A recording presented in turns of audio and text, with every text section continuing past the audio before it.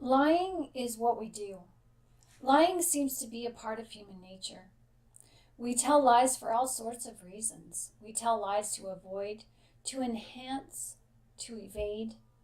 All these reasons for us are valid as we tell lies out of some sort of personal benefit or fear. Most of us do not tell lies to hurt other people. No. And this is because lying for most of us is a method to help preserve and maintain a status quo within the dynamics of the relationship. We all tell lies to prevent someone from getting hurt or disgruntled. We tell lies to prevent someone from getting hurt. We tell lies because we are led by our empathy for ourselves and for the other person we are dealing with. Lying seems to soften the blow or ease the pressure. Does this justify lying? No. But it's human nature. It's sometimes being truthful can be more hurtful and more damaging. When a person has to feel like they have to be dishonest in some way, this actually should be a marker to share with you that there is some sort of mistrust in that relationship on an emotional level. But this lack of trust comes from a source of fear, either proven or imagined. It is through consistent behavior that fear is formed, and sometimes it is just easier to lie and face the consequences of that lie than to tell the truth and face what may or may not happen. Some of these lies we tell are in the following examples. Mike, did you get that budget concluded yet? Well, Mike may still be working on the budget. He might be struggling. He may not feel confident in telling his boss, his coworker, or his partner because he fears that his partner, boss, or coworker might lose their cool. Do you know anybody like that? Absolutely. So Mike considers or reconsiders and responds with an answer that is not truthful. Well, I should have it done within the hour. This actually gives Mike some wiggle room, some breathing space, as he knows that it is better to deal with the stress of crunching numbers in his budget crunching than to receive the backlash of the other person's blow up. For Mike, his lie is based on weighing one stress over another. Another lie that we might tell is in the form of someone asking us of our opinion.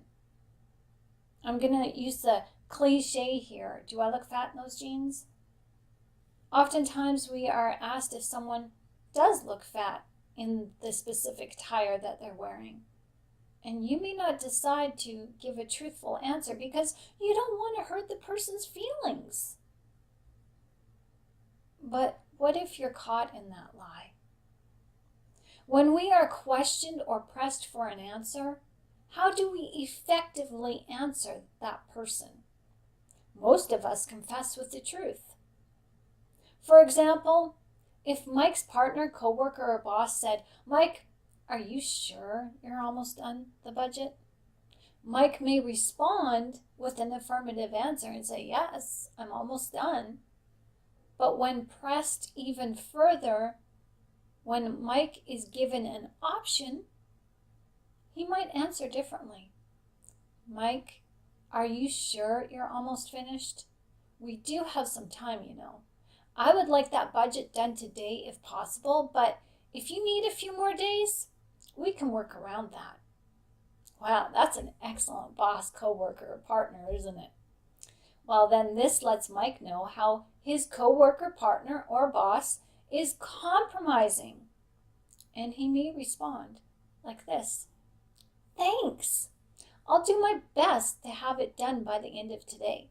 But if not, I'll definitely have it by the end of tomorrow or the next day.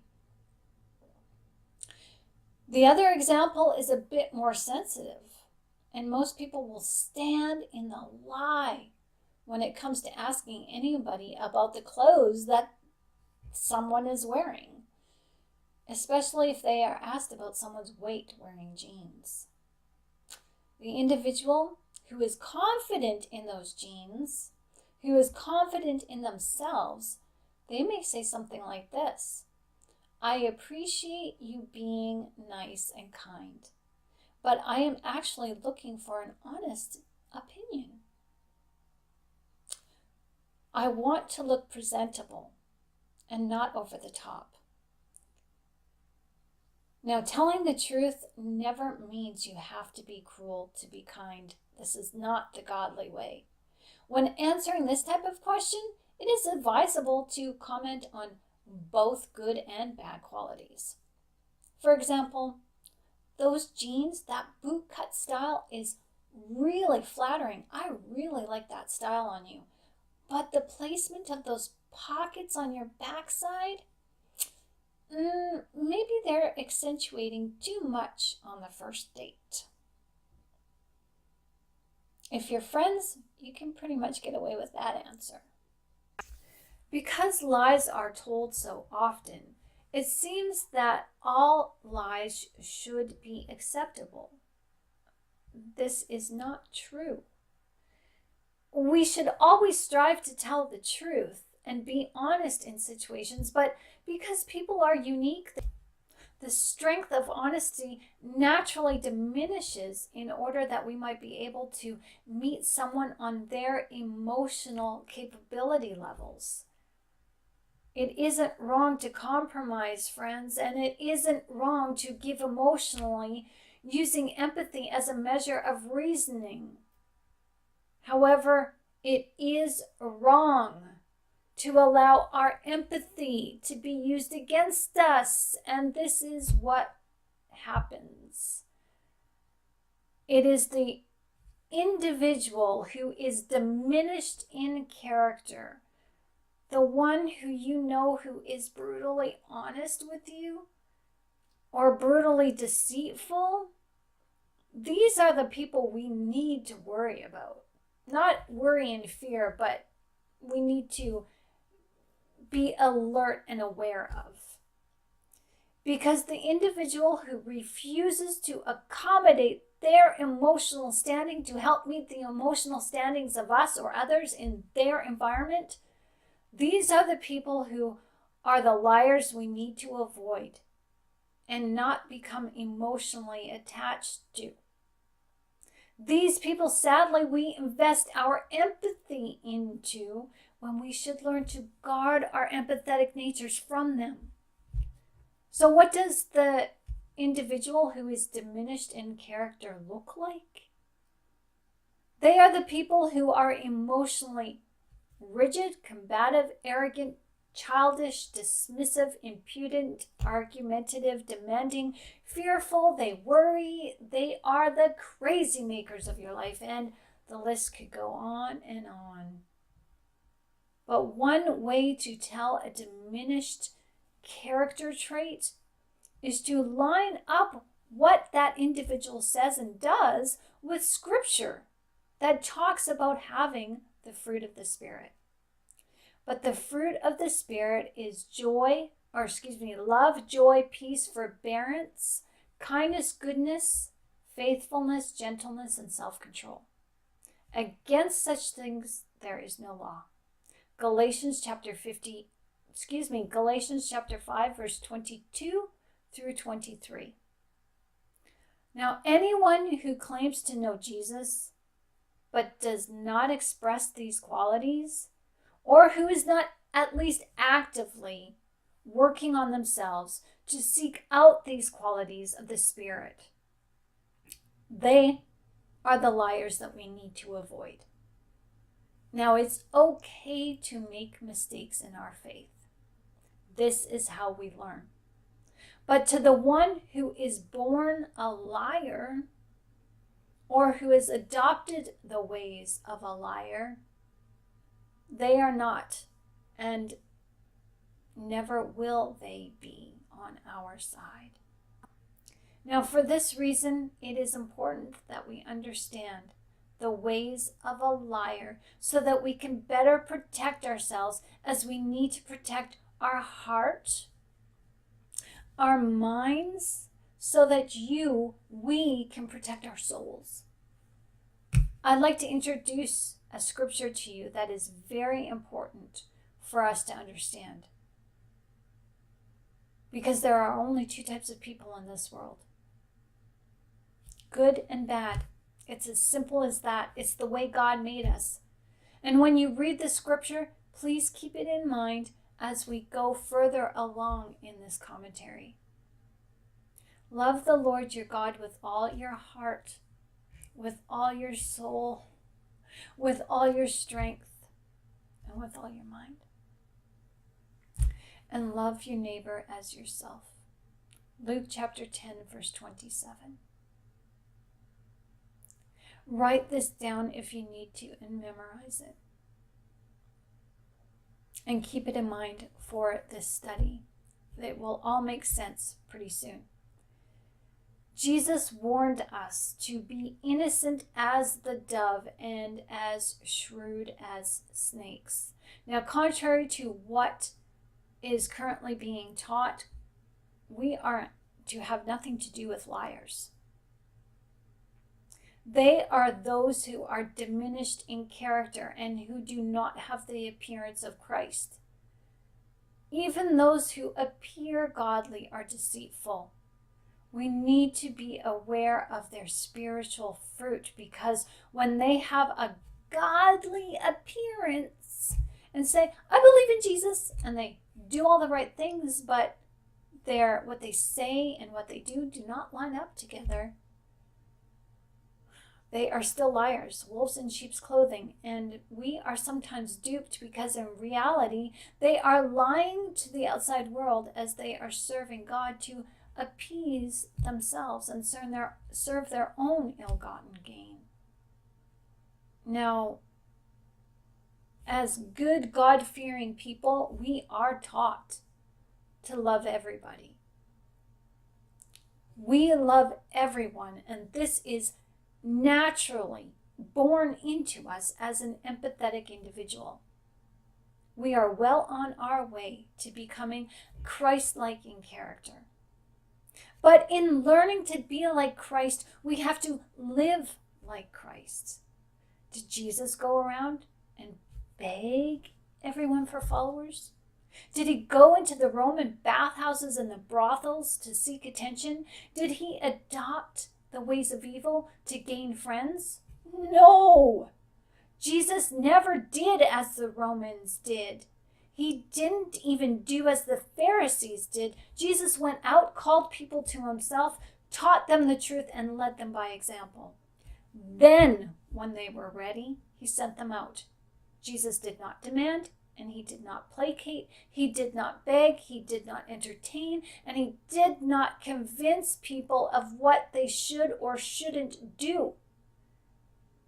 He did not stay where he was not wanted. When he was confronted with those of diminished character, he met them with truth. He dealt with them appropriately. He answered directly, truthfully, of course, and sometimes he even answered a question with a question that demanded him to be answered first. This is what it means to be shrewd and innocent. Jesus stood for truth because he is truth, and that is in us. He called people out on their deceitful ways. Jesus spoke in truth, and then he just kept moving. He did not stay among evil people to prove to them that he was right and that they were wrong. He did not engage in unhealthy, ineffective conversation. He didn't have everybody going around in circles. Jesus recognized these diminished people in character by their spiritual fruit. By observing and listening to their consistent actions and reactions and the words of their voice, you too will learn to see the individual for who they truly are. I know it hurts. It hurts painfully. It feels like your heart is being ripped out. But what does a diminished person in character look like to you? You already know because you're living it or you've lived it. But to answer this fully and completely, I'd like us to look at the character of a child. A child is born with two traits within them, as we all are: the unrighteous and righteous nature. Depending on the child's teaching from their parents, one of these natures becomes more dominant than the other. And a child learns the difference between right and wrong. When a child is old enough to know the distinction between right and wrong, they will begin to test their learning outcomes out on the family dynamic. The child will begin to test the boundary line of the rules set for them. The child learns to test the boundaries of lying and telling the truth. For them, they want to know which holds more benefit, which holds more adventure, which is more fun.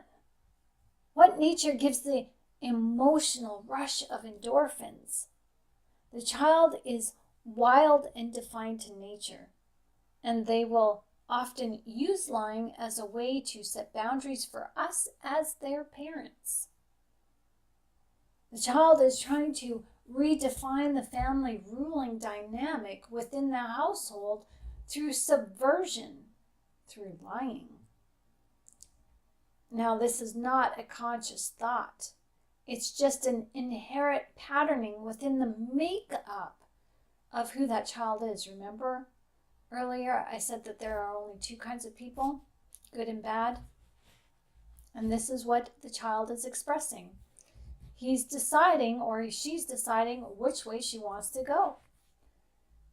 A child who relies on lies is learning a pattern of behavior that they are deciding is more beneficial than it is to tell the truth, because lies hold secrets.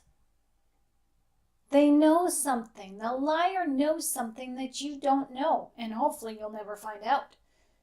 And if you don't know, you can't rule over them. It's sinister kind of thinking, but it's meant to be that way. And I'll explain that in biblical detail in just a moment. Most parents have experienced their child who, in a conflict situation, becomes rigid against truth-telling. For example, a parent might come across spilled milk on the living room rug, and the parent notices that this is a recent accident. They and their child are the only ones home, and so the parent questions the child, to which the child responds defensively. The child becomes adamant that they didn't spill the milk. Well, you don't have a family pet, and you, the parent, were not in the living room with a glass of milk, so the logical reason would be to blame the child and question the child, so that the child could take ownership for their wrongdoing. This is what the child doesn't want, as they take the blame as some sort of slight that is injurious to their ego. Each time the parent persists for the truth, the child remains rigid in their answer. Now, one of two things can only happen. The child is forced to clean up the mess, or the parent cleans up the mess. Now, when the child is forced to clean up the mess, the child isn't so focused on that they have to clean up the mess. They're not thinking, oh, this is not fair. Why do I have to clean up the mess? They do say that, but they are more focused on their parent not believing them. The child has a rigid belief pattern that love requires the individual to be believed no matter what. To the child, because the parent stood in disbelief, the parent stood in judgment of them. So now that gives the child the right to feel like they have every right to hold judgment against their parent, and at some point will probably seek revenge. What the parent doesn't realize is that their child took a rigid stance to test the parent's unconditional love.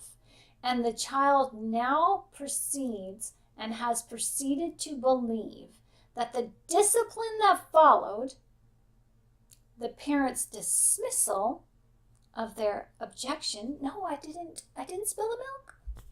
Now this validates the child's false belief. What is that false belief?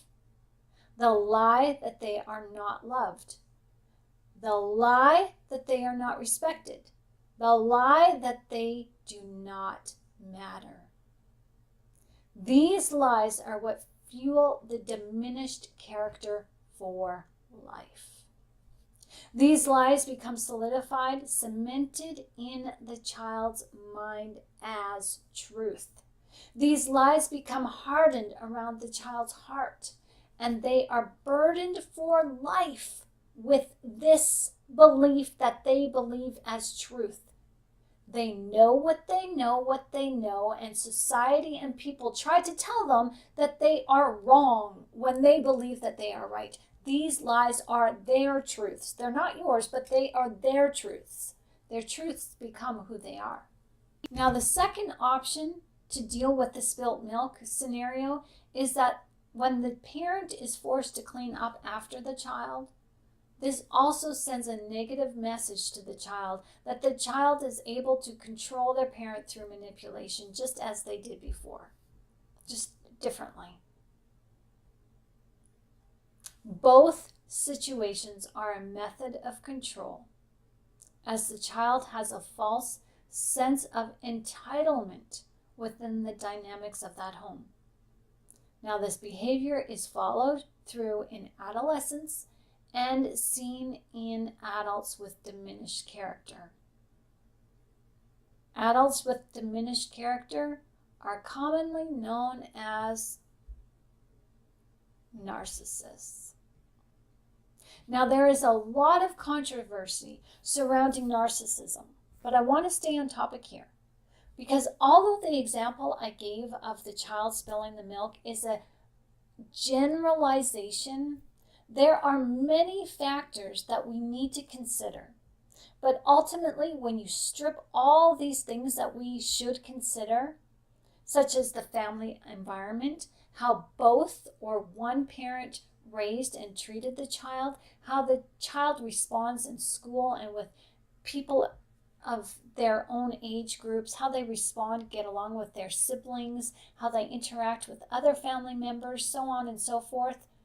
When we strip this away, we cannot dismiss that the child's actions to the spilt milk are all based on other underlying factors, yes, but again, stripping all those underlying factors away, we are left with that the child's actions are all based on their personal choice. The child is still responsible because they themselves made the choice to falsely believe what they falsely believed about their parent. They made this choice based on their emotional reasoning and their thinking patterns. Their entire behavior and response pattern will push and pull the dynamic with their parents. This is always a choice for the child. Why? Because some children, again, like I mentioned before, are born the way they are. They are born to accept love, or they are born combative, against love. While the child chose to act in the ways that they did towards their parents, towards the spilt milk, they made a choice based on what was inherent in them. They chose based on their emotional lack or abundance, and this goes back to the Garden of Eden. And I will put enmity between you and the woman, and between your offspring and hers. He will crush your head, and you will strike his heel. Genesis chapter 3, verse 15. This curse acts as the foundation of any person's heart. Either an individual is of good and righteous nature, or they are the opposite. That's the way God made us. And we have to stop allowing society to tell us different, because society's lies are what is getting us into trouble with the narcissists in the first place. The way we are raised and the choices we make as children and as adults enhance the foundation we were born with. Not only that, we have genetics to also help make our choices more succinct and valuable in our lifetimes.